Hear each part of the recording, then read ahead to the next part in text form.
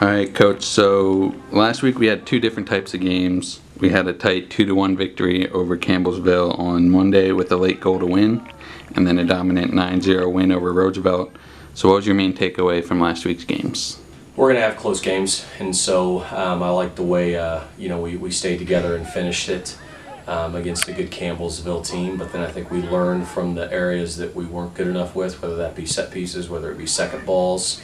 On Roosevelt, I think we fixed all the areas that we needed to, at least that we focused on. So Rodrigo, my question for you is, we had two different types of games last week, so which one do you prefer? Kind of the close game where you learn about your team, or the blowout like you had on Saturday? I prefer like a close game because we can prepare for the difficult game that we have in the conference, because everyone knows that our conference is one of the most difficult. Santiago, moving on to you.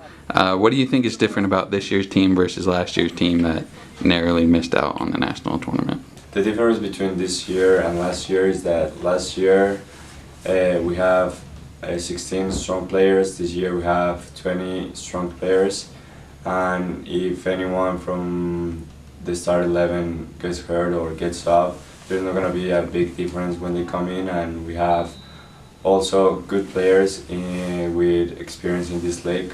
And then, Coach, looking ahead to this week, you begin conference play in arguably the toughest conference in the nation with 2 road games. So what are your thoughts on this week's opponents?